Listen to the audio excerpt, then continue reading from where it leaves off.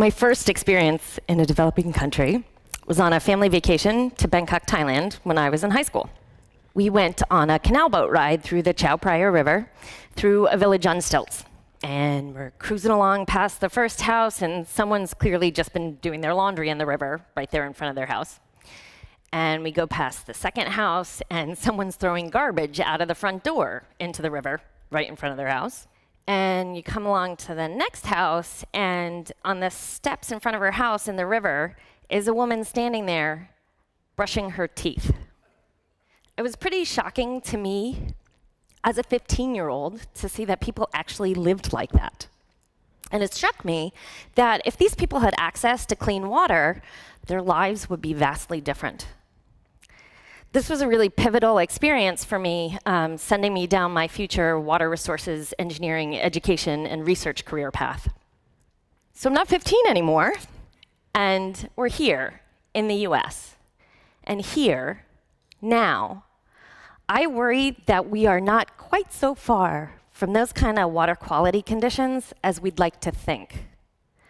I do know that if we maintain the status quo for stormwater infrastructure design, we will go backwards. I believe that a radical shift in our approach to urban stormwater infrastructure design is essential for providing clean water for our future. And in this quest, roof runoff is critical, and using green infrastructure technologies offers us the innovative solutions that we desperately need. The American Society of Civil Engineers consistently gives our nation's aging infrastructure a D+ grade. When it comes to stormwater systems, our existing and old systems can no longer technically address all the different ways that stormwater runoff impacts our day-to-day lives. The design of our existing infrastructure focuses on big storms and big floods, and we haven't paid attention to the details. You may not even notice when it rains half an inch here or there, except maybe you forgot your umbrella and bad hair day coming. Or maybe your clouds have silver linings because the garden always needs water. That's my mom. Me, I hate wet feet. I have 4 pairs of rain boots. Now, this becomes something of an occupational hazard because I am out there measuring rainfall and runoff all the time.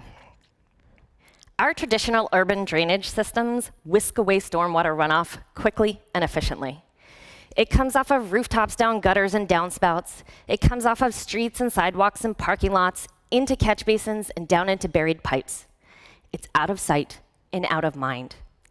All these water-shedding, impervious surfaces are ubiquitous in our built environment. And you know, it only takes 1/10 of an inch of rainfall for runoff to start flowing off of impervious surfaces. That's less than about a tablespoon of water. And when we couple that with statistics that tell us that in the New Jersey and New York area, about 80% of our day-to-day rainfalls are less than 0.8 of an inch, that's like a couple of tablespoons. What that means is that we're getting a lot of runoff happening every time it rains, and that runoff is moving really quickly through our systems. Now, here in Hoboken, New Jersey, or across the Hudson River in New York City, in Seattle, Washington, in Portland, Oregon, in Milwaukee, Wisconsin, in London, in Paris, in many older cities around the world, all that water flows into what's called a combined sewer. During dry weather, the only flow in the sewer is domestic sewage. That's what goes down the drain or is flushed down the toilet. Now, those pipes lead to a wastewater treatment plant, where that water is treated to safe levels, in theory, before it's discharged into the environment. During wet weather, stormwater runoff, and also snowmelt, also flows into the pipe, hence the term combined sewer. It's a single pipe that carries both stormwater runoff and domestic sewage. Of most concern to me, and arguably the most alarming for public health, is that the capacity of these combined sewers can get overwhelmed, even when it rains just a few tenths of an inch, just those few tablespoons. And in those instances, that mixture of domestic sewage and stormwater runoff discharges untreated and uncontrolled into the nearest waterway. It bypasses the treatment plant. This is called a combined sewer overflow, or CSO. For public health and the environment, it's the domestic sewage that's the problem. It contains high levels of pathogens. These are bacteria and viruses and other microorganisms that can make us sick. So let's be clear. There's a water quality threat that's caused by a water quantity issue from the stormwater runoff that's happening just about every time it rains.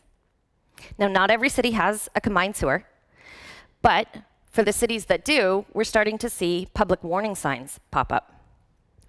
The cities that do have combined sewer systems may have more than one location where that CSO pours out of the system. This is called an outfall. San Francisco has 35. Chicago has 39. Washington, D.C. currently has 53, and Columbus, Ohio currently has 122 outfalls pouring into the Great Lakes. New York State, the current number is 911. But this isn't a problem just for big cities.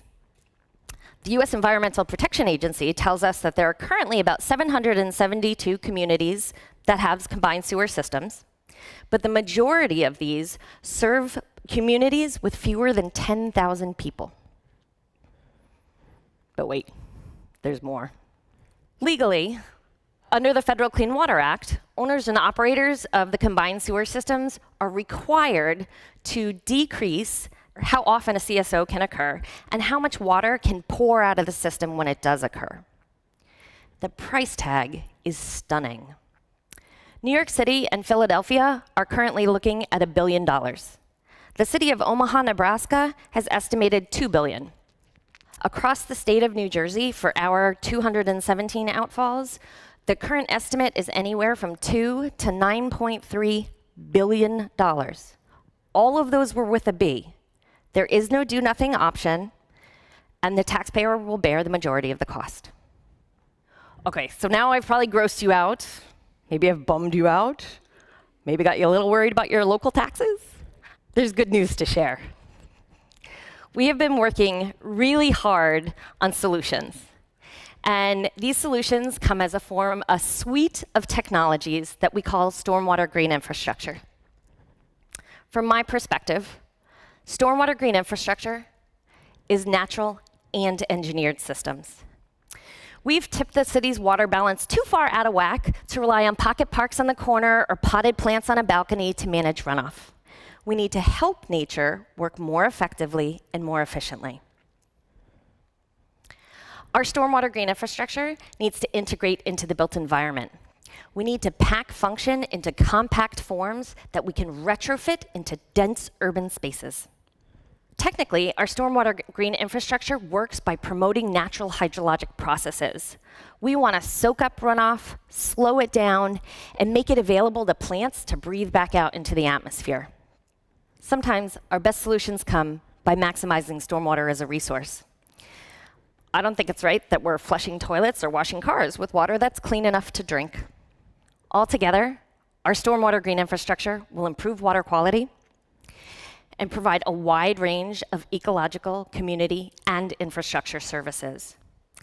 At its simplest technical function, stormwater green infrastructure aims to keep runoff out of the sewer in the first instance, or to slow it down and delay it for as long as possible in the second. Because if we don't have runoff, we don't have a problem. Now, figuring out how to implement these principles in the middle of a city brings with it quite a few challenges. There's not a lot of space available, and sometimes, putting water into the ground isn't actually a good idea. We might cause another problem like flooding out the subway. I am always looking around for ways to intercept runoff. I do get caught with my head stuck down catch basins and looking up downspouts. And this got me thinking. It turns out that rooftops take up an awful lot of space in the urban environment. We've measured here in Hoboken, New Jersey, that rooftops are 57% of the impervious area. Those are those water-shedding surfaces. And rooftops are 45% of the total area of the entire city. So this means that rooftops are probably our single largest source of runoff. And thinking strategically, we should be targeting our stormwater green infrastructure for managing roof runoff. You may have heard of a green roof. Well, the first one that I built was mostly yellow, and later some of it turned pink. In my book, it's a living roof. Some of the working parts in stormwater green infrastructure are, in fact, alive. And this is partly what makes green infrastructure adaptable and resilient to changing conditions. With our stormwater living roofs, our aim is to eliminate the rooftop as a source of runoff, or at least minimize it as much as possible. And we do this by creating a sponge on the roof. Now, we are on a roof, so the building's structural integrity and public safety are still our #1 design priorities. We build our sponge by manipulating the materials that we use. For example, we engineer the growing media so that all we need is a thin, lightweight layer that can hold a lot of water. That's our sponge, right? And the plants, we need to select plants that can, first of all, survive, but second of all, that can perform under pretty extreme and highly variable conditions. It's really exposed up there on a rooftop. It's not at all like growing down at the ground level. We need those plants to kick in after the storm to pump the water back out into the atmosphere to wring out our sponge, so to speak, so that we can capture the next storm. There are going to be scenarios where a living roof is just simply not a feasible technology. Too many HVAC units on the rooftop, too many satellite dishes, or sometimes you physically just can't even access the roof to install a living roof. So in these situations, we might consider using something called a bioretention planter. So a bioretention planter sits at grade underneath your downspouts, and water just comes charging down like a waterfall down those downspouts into the planter. The technical aim of our bioretention planters is to slow down and delay the discharge of runoff. It's like waiting for after rush hour to go somewhere. You know, the runoff from the rooftop is ultimately still going to get into the sewer, but it's going to be later after the peak demand is passed. These are just 2 examples. As I said, stormwater green infrastructure is a suite of technologies. And if we have them available to us now, why aren't you seeing them everywhere around you? New technologies are perceived as risky. Fear of the unknown, resistance to change, and in particular with stormwater green infrastructure, misperceptions about how something works. All the same old stories from everywhere else in life apply here, even for something as critical as our water. Going even further outside of our comfort zones, engineers need to work in interdisciplinary teams in a manner to which we've never seen before in water infrastructure. From my own experience, working with a plant and soil scientist and a landscape architect and consulting with urban planners and social scientists has forced me to view and understand these technologies from outside of my own discipline's traditional lens. I truly believe that this has been the key to discovery and innovation in design. Now, it's not all about research. It's about all of you, because all of us have a role to play. You can start by making sure your roof runoff maybe goes over your lawn. Better yet, install a cistern or a rain barrel and harvest that stormwater to water your plants later, because it doesn't rain every day. Even better still, we can all attend planning board meetings or public hearings for development. We can write letters, or I guess we send emails now to our city councils.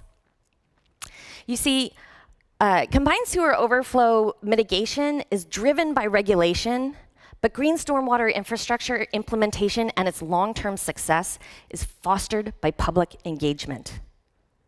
It's time to demand that development rules catch up to the state of the art, because we have the technology. These days, we are all about multitasking. With a living roof, we can partner a living roof with solar panels, and both systems work more efficiently and more effectively. We can use cisterns to harvest stormwater for non-potable uses. Almost all stormwater green infrastructure provides amenity space. It creates urban ecosystems.